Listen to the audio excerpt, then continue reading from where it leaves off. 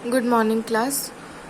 हम लोग hypoglycaemic agents पढ़ रहे थे, जिसमें कि हम लोगों ने इंसुलिन और इंसुलिन के जितने भी डिटेल्स हैं उसको हम लोगों ने स्टडी कर लिया है। अब हम लोग ओरल हाइपोग्लाइसेमिक एजेंट के बारे में पढ़ेंगे। तो आपके सिलेबस के अकॉर्डिंग सल्फोनाइल यूरिया और बिग्नोइड्स ये दो इम्पॉर्टेंट क्लासिफिकेशन है, जिसमें कि बिग्नोइड्स में मेटफॉर्मिन और सल्फोनाइल यूरिया में ग्लिमेप्रिराइड एंड ग्लिमेबेनक्लेमाइड ये इम्पॉर्टेंट ड्रग हैं। आजकल ये ड्रग्स प्रिस्क्राइब भी किए जाते हैं। तो हम लोग सल्फोनाइल यूरिया से स्टार्ट करते हैं। Sulfonyl urea are the compounds which are chemically related to sulfonamide। Sulfonyl urea जो है वो सल्फोनामाइड से केमिकली रिलेटेड होते हैं। मैकेनिज्म ऑफ एक्शन इनका आप देखते हैं। तो फर्स्ट है stimulation of the synthesis and release of insulin from beta cell of islet of Langerhans. ये बीटा सेल के सिंथेसिस को और उसके रिलीज को बढ़ा देते हैं। Second, increase the number of beta cell. ये बीटा सेल के नंबर को भी बढ़ा देते हैं। Inhibition of glycogenolysis and gluconeogenesis. Glycogenolysis and gluconeogenesis को ये इनहिबिट कर देते हैं। ग्लाइकोजिनोलाइसिस क्या होता है कि ग्लाइकोजेन का ग्लूकोज में कन्वर्जन, और ग्लाइकोनियोजेनेसिस होता है ग्लूकोज का किसी भी नॉन कार्बोहाइड्रेट सब्सटेंस से कन्वर्जन। नॉन कार्बोहाइड्रेट सब्सटेंस से ग्लूकोज का बनना ग्लूकोनियोजेनेसिस होता है। तो हम लोग को ग्लूकोज को नहीं बनने देना है, इसलिए ये इनहिबिट करता है। Decrease the rate of insulin degradation. Insulin का डिग्रेड होने का जो रेट है उसको भी ये डिक्रीज करता है। Sulphonylurea are rapidly absorb from GIT से वो बहुत अच्छे से और बहुत जल्दी अब्जॉर्ब हो जाता है, और ये प्लाज्मा प्रोटीन में थोड़ा बाउंड होता है और लीवर में मेटाबोलाइज्ड हो जाता है और यूरिन के थ्रू ये एक्सक्रीट हो जाता है।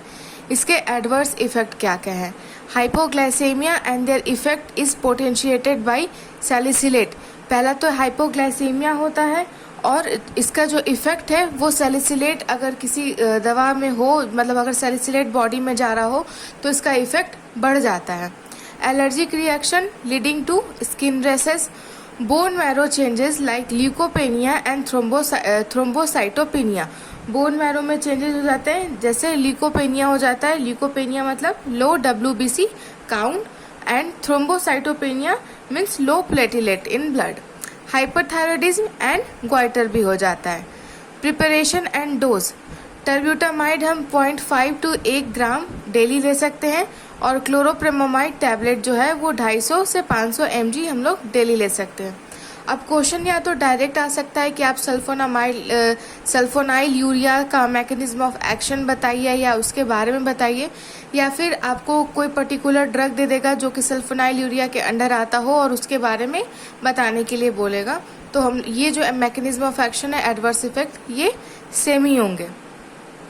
Same apply to biguanides. अब हम बिग्नोइड्स स्टार्ट करते हैं। तो बिग्नोइड्स के फार्माकोलॉजिकल एक्शन है potentiate the hypoglycaemic action of insulin and sulfonylurea. जो हाइपोग्लाइसेमिक एक्शन होता है इंसुलिन का, मीन्स जो इंसुलिन का एक्शन है कि वो ग्लूकोज को डिक्रीज करेगा, उसको वो और अच्छे से बढ़ा देता है। सल्फोनाइल यूरिया के साथ अगर बिग्नोइड्स देंगे तो वो और अच्छे से काम करता है। Inhibit lipogenesis in adipose tissue. Adipose tissue में ये लाइपोजिनेसिस को रोक देता है। Increase fibrinolytic activity of plasma. अब मैकेनिज्म ऑफ एक्शन देखेंगे बिग्नोइड्स का। तो presence of exogenous and endogenous insulin is necessary for its action.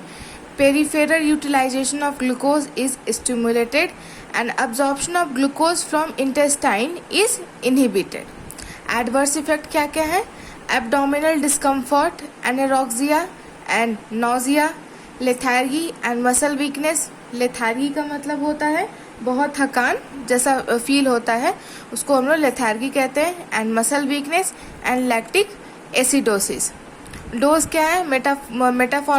Metformin के टैबलेट्स हम लोग 500 से 2000 mg डेली दे सकते हैं। That's all in your hypoglycaemic agent. अगर कोई भी क्वेश्चन हो तो आप मुझसे कांटेक्ट कर सकते हैं। Thank you.